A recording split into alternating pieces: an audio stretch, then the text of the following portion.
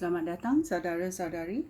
Hari ini kita bersambung untuk belajar mengenai perbezaan roh.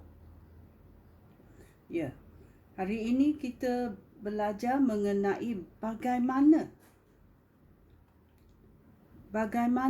perbezaan roh ini beroperasi. Ya.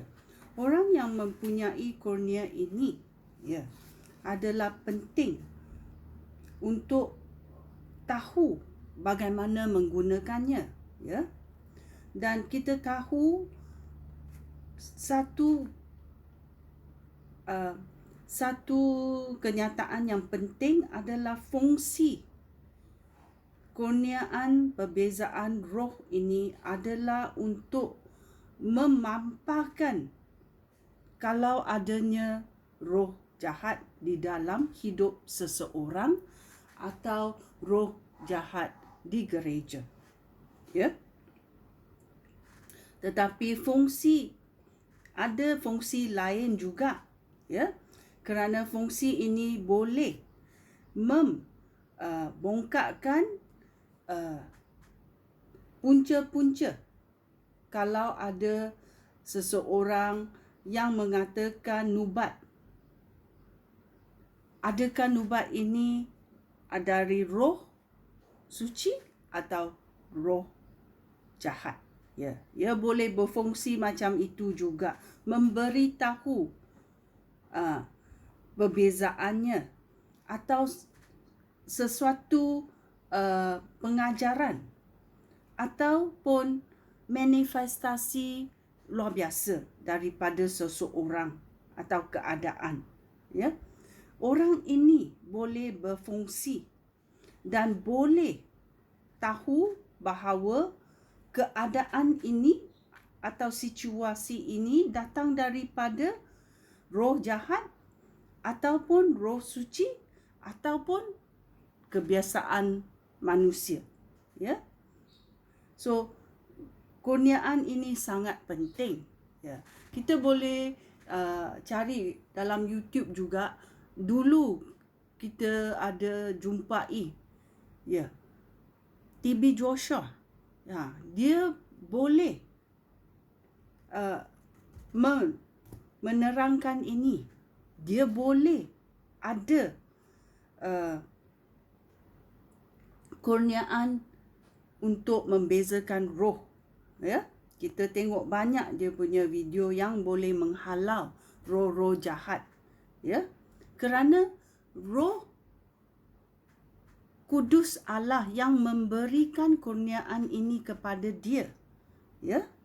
So kita mesti tahu bukan keupayaan atau kecerdikan dia sendiri, tetapi Roh Kudus mengurniakan kurniaan ini kepada dia supaya dia boleh bekerja untuk menghalau roh-roh jahat keluar daripada orang yang dijangkiti oleh roh-roh ini, ya. Dan seseorang yang ada kurniaan ini boleh juga memampahkan apa keadaannya. Dia boleh melihat, nombor satu, sifat syaitan yang berlaku. Kalau orang itu dijangkiti oleh roh jahat, sifat-sifat syaitan boleh dilihat daripadanya. Ini macam keadaan orang itu, ya, disebabkan oleh jangkiti syaitan. Adakah ia adalah kelemahan ataupun kesakitan, ataupun orang itu dijangkiti kebutaan, ataupun orang itu bisu, ataupun tingkah laku yang najis, yang tidak senonoh dalam hidup orang itu. Itu jangkitan itu ada berbezanya, dan sifat syaitan boleh dilihat di dalam keadaan orang itu. Ya. Contoh, kalau itu orang itu sakit dan dan dia dikatakan dijangkit oleh sakit kanser. Ini adalah satu cara kita tahu ia adalah kerana kepahitan. Ya, roh jahat ini adalah pahit dan dia memberi kepahitan ini dan menjangkiti orang itu dengan kanser, kepahitan, kesakitan, ya, kelemahan. So kita orang yang ada kurniaan ini boleh melihat sifat syaitan, ya. Nombor 2, orang ini pun boleh menamakan nama syaitan.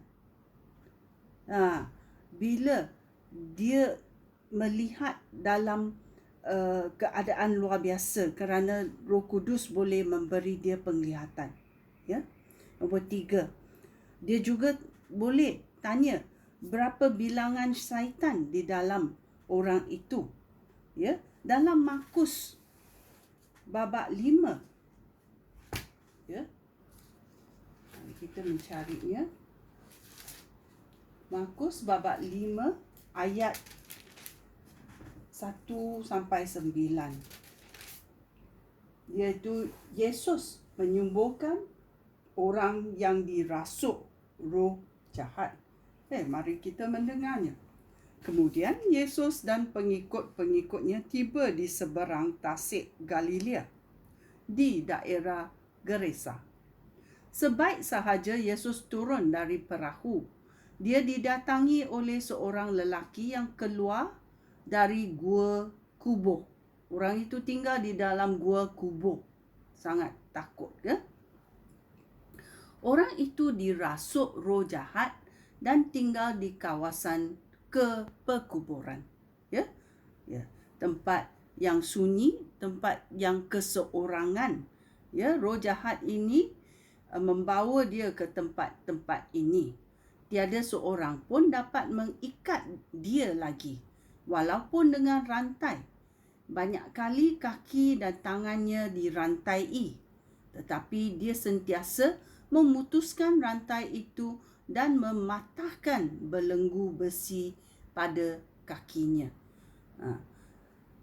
Dia begitu kuat sehingga tiada seorang pun dapat menahaninya. Dia ada luka-luka lah kerana dia boleh mematahkan belenggu besi, ya. Badan dia luka-luka dan berdarah, ya. Siang malam dia berkeliaran di perkuburan dan di bukit sambil berteriak-teriak dan melukai tubuhnya dengan batu, ya. Kita boleh lihat, kita tahu bahawa kerja syaitan adalah untuk menjahanamkan manusia. Tengok, kita baca apa berlaku kepada orang ini tinggal di dalam gua perkuburan, ya. Dia berteriak-teriak, dia melukai tubuh badannya, ya. Dia masih jauh tak kala dia nampak Yesus. Segera dia lari mendekati Yesus lalu sujud di hadapannya. Kerana orang itu adalah manusia, ya. Tetapi roh jahat sudah menjangkiti dia. Tetapi roh manusia dia masih ada. Itulah dia segera lari mendekati Yesus lalu dia sujud di hadapan Yesus, ya. Dengan suara yang keras dia berseru, ya. Hai Yesus, anak Allah yang maha tinggi, apakah yang akan engkau lakukan terhadap aku? Demi Allah, aku memohon, janganlah siksa aku. Dia berkata demikian kerana Yesus berkata kepadanya, roh jahat keluar daripada orang ini, ya. Yesus menghalau roh jahat supaya roh manusia orang itu akan dijumpai, ya. Kerana roh jahat boleh menguasai seseorang dengan paksaan, ya, dengan paksaan. Walau orang itu tidak mahu dikuasai, tetapi roh jahat sudah menguasai minda dia, menguasai badan dia dan menguasai apa yang dia fikir, Ya. Lalu Yesus bertanya kepada orang itu, siapa nama kamu? Orang itu menjawab, Legion, kerana kami ini banyak sekali. Ya. Dia memohon dengan sangat supaya Yesus tidak menyuruh roh-roh jahat itu keluar dari kawasan itu. Ya.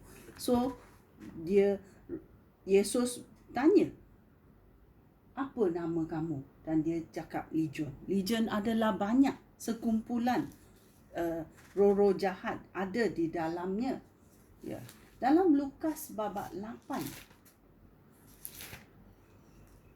ayat 2 juga kita tahu bahawa Mary Magdalena pun dijangkiti oleh roh jahat. Dia berkata dalam ayat 2, beberapa orang wanita yang sudah disembuhkan daripada kerasukan roh jahat dan penyakit.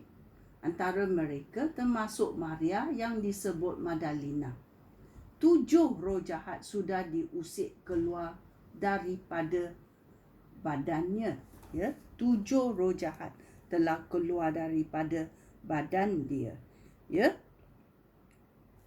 Dan kita tahu informasi ini kerana Roh Kudus memberitahu kita atau memberitahu orang yang mendapat kurniaan untuk bezakan roh-roh ini. Ya.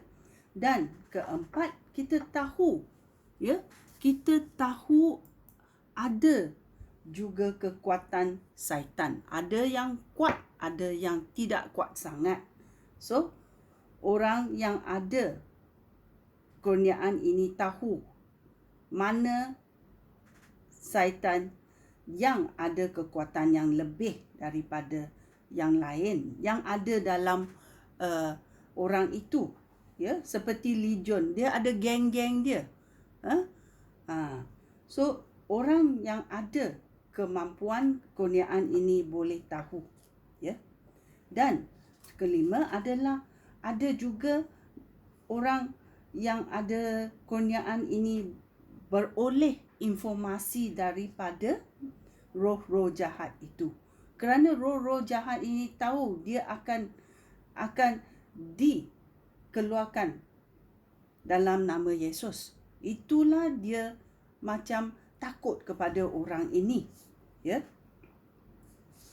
Tetapi kita mesti juga was-was kerana roh-roh jahat tidak akan berkata apa yang benar kerana mereka adalah bapa palsu. Mereka adalah penipu. Mereka adalah syaitan yang tidak suci.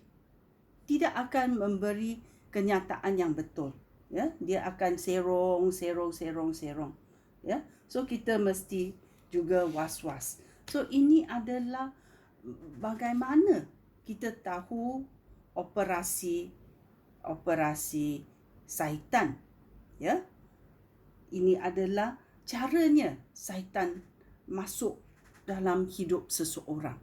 Bagaimana kebanyakannya kalau roh kita tidak kuat, Roh Kudus tidak manifest dalam hidup kita, kita boleh dipengaruhi dan juga dijangkiti oleh roh-roh jahat kerana ada pintu yang buka untuk syaitan ini masuk dan menjangkiti minda kita, menjangkiti badan kita. So kita mesti was-was. So caranya kita berdamping dengan Tuhan. Kita berdoa kepada Tuhan. Kita tunggu Tuhan. Kita cakap dengan Tuhan. Ya, dan Roh Kudus akan memberi kita kesejahteraan. Ya, Roh Kudus ini penting dalam hidup kita. Ya. So kita mesti selalu ada roh berterima kasih kepada roh kerana Roh Kudus akan berada di dalam kita selama-lamanya. Kita panggil dia tolong kita. Ya. Ini adalah cara-caranya kita belajar, dan untuk memahaminya, Roh Kudus akan memberi kita kefahaman yang sejati. Itulah yang kita mahu. Ya, sekian. Terima kasih. Shalom.